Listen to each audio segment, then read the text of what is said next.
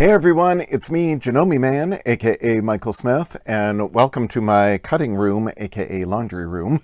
And I just wanted to do this quick little video to share with you some tips and tricks on what you can do to manage your pile of scraps. You know, with all of us being at home a little more now, sewing up a storm, hopefully, going through our stash, maybe we've got more scraps than we're used to, and what do you do with them all? You know, big pieces of fabric, okay, no problem, it's worth saving, but you know, little strips like this, or you know, a little chunk like that, you wonder, oh, what do I do with it? So again, I'm going to share with you some tips and tricks on how you can manage your scraps, and then how you can turn all of this into fun and fabulous projects. So stay tuned. Hello, and welcome back to my cutting table. So I flipped the camera around and to show you that when I finish my project, whatever quilt or tote bag or whatever I'm making, and I'm left with chunks of fabric like this, I don't want to just throw this in a big bin, because then I'm going to have to press it and sort it all out later. So instead, what I do after I finish cutting out my project, I take a couple of extra minutes and cut this up into more usable squares and strips.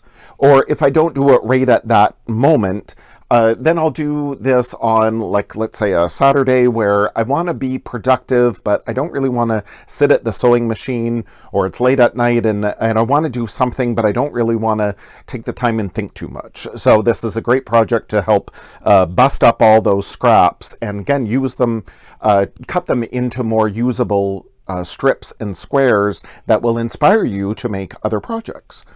So even scraps as small as that, I will, now it's a personal preference, but I'll save a little square 1.5 inches. So I'll trim that to 1.5 inches, and then I'll throw away the extra. I'll stuff them into a dog bed, let's say. To me, fabric is like gold. I don't like wasting any of it. So I really try to manage my scraps, again, into more usable pieces.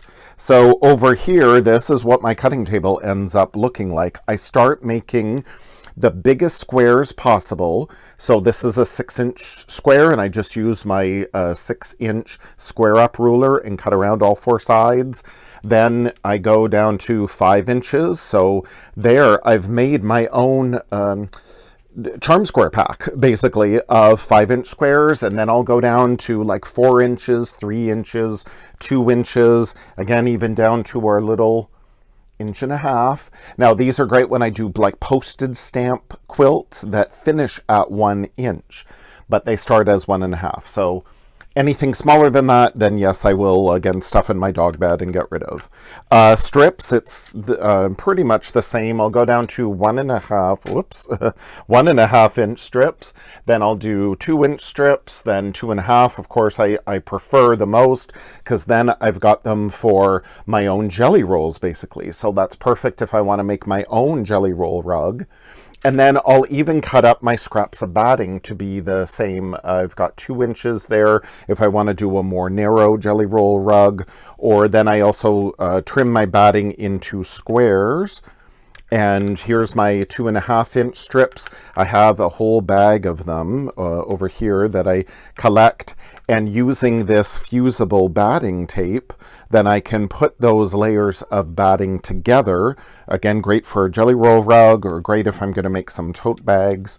So really, really fun to do. Then after I finish cutting them all up, then I love these drawer units. They're 6 little drawer units, red, of course, my favorite color being Janome, but I have them everywhere. I think I've got about 7 or 8 of these in my sewing room. And what I do, and I love because they're more shallow drawers, and I've got them labeled. So this is a drawer full of 2.5 inch dark strips, and this is a drawer full of 2.5 inch light strips. So if I want to do a log cabin quilt, for example, then already my strips are good to go. I don't have to spend the time pressing them. They're already neatly folded in the drawer here.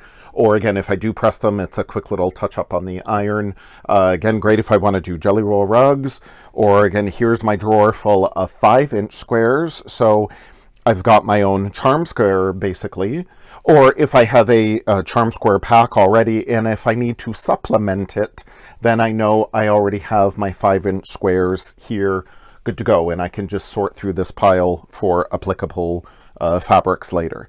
So it's a really fun, easy thing to do. Just take a couple of minutes after you're done cutting your big project, or again, you just shove all that fabric to one side of your cutting table and then come down and take even an hour and press the fabric and cut it all up, and you're good to go. So then from this, then these can be the springboard to new and fun projects. So I hope that helps. So happy sewing. I'll see you all soon. Bye.